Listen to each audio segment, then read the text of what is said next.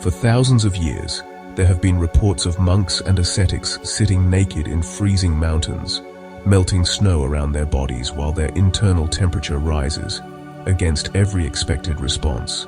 According to modern physiology, this should not be possible. The human body is designed to lose heat under cold stress, not generate more of it. Vasoconstriction, shivering, metabolic conservation, these are the rules. And yet, across cultures and across centuries, the same phenomenon appears again and again, which raises a dangerous question. What if the human body is not passive at all, but capable of switching its own biological operating rules? This question is dangerous because it threatens a foundational assumption of modern biology, that the body is passive, that it reacts but does not decide, that it follows rules but never rewrites them. Ancient systems did not see the body this way. They saw it as conditional, capable of reorganizing itself when placed under specific internal constraints. In other words, biology does not break the rules. It switches rule sets.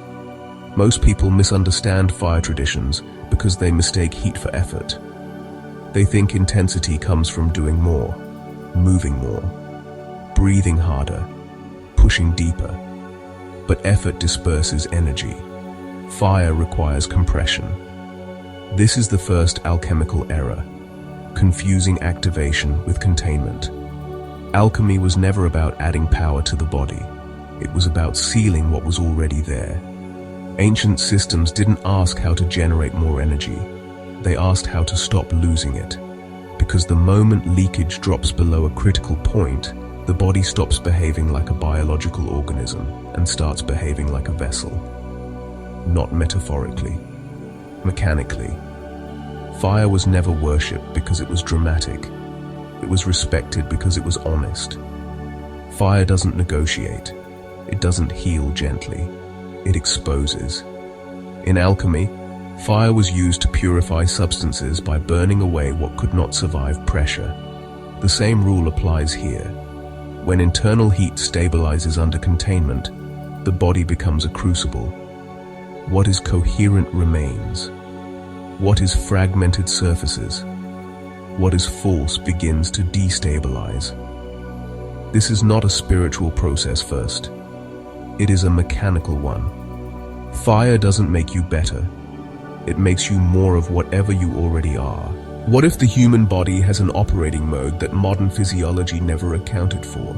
So, to understand this, we have to stop thinking of the body as a static biological machine, and instead, start thinking of it as a dynamic system that behaves differently under different constraints. This is efficient for survival, but, it places a hard ceiling on transformation. Ancient systems understood something that, honestly, modern biology has largely ignored. Transformation requires containment. Modern physiology studies the body in a relaxed, ventilated state. Open, exchanging, leaking. But the furnace state is different. When containment is sufficient, the body reprioritizes survival functions. Circulation pulls inward. Heat dissipation slows.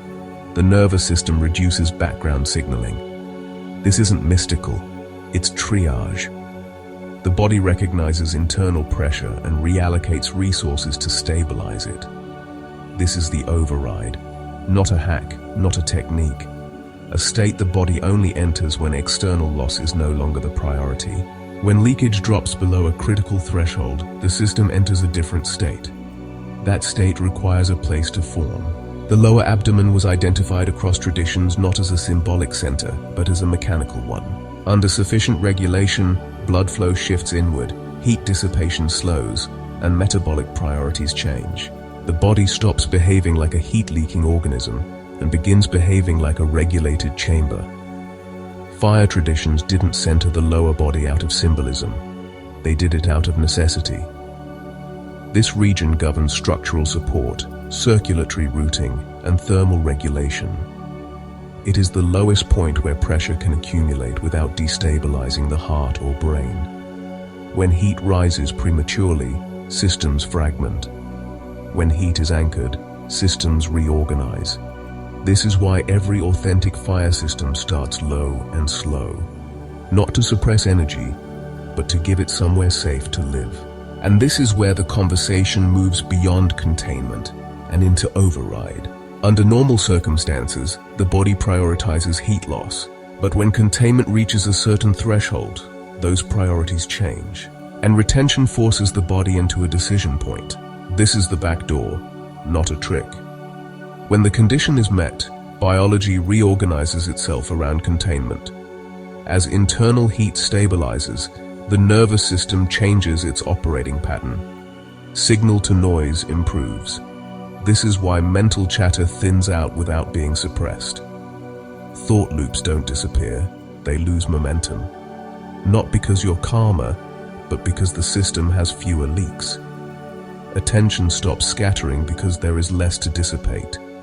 This is not transcendence, it is efficiency. Clarity emerges when the system no longer bleeds energy into noise. But the furnace does not only affect the body. Under regulated internal heat, background neural noise drops. This is why fire traditions consistently describe heightened awareness, precision of perception, and unusual presence. The instrument itself changes, and perception follows. And as internal heat stabilizes, attention naturally anchors. Ancient traditions describe this as clarity, stillness, or gnosis, but honestly, the mechanism is physiological before it is spiritual. This is where things become dangerous. Fire amplifies everything. Unresolved trauma doesn't vanish, it intensifies. Unstable identity doesn't dissolve, it destabilizes further. This is why ancient systems were strict, not moralistic, structural. A cracked vessel under pressure does not ascend, it fractures. Discipline was never about virtue. It was about load-bearing capacity. Because once the furnace is active, whatever you cannot hold will surface. Not to punish you, but to be burned away. However, this intensity comes with consequences. Heat amplifies everything, and under sustained pressure, internal structures begin to lose rigidity. This is why ancient systems emphasize discipline, ethics, and psychological stability. A destabilized identity under intensity does not become enlightened. Fire does not create something new. It simply reveals what can endure pressure. And that is why this knowledge was guarded. This mechanism wasn't hidden to create hierarchy. It was hidden to prevent collapse. A system that activates fire without containment doesn't gain mastery. It loses coherence. Modern culture glorifies intensity without structure, experience without integration, activation without regulation. That's why fragments accumulate instead of clarity. Ancient systems moved slower because they understood the cost. Fire is not a shortcut, it is an audit, and most systems fail under audit. Modern physiology did not fail. It simply studied the body in its most common configuration. Human biology has a backdoor because physiology never accounted for the vessel.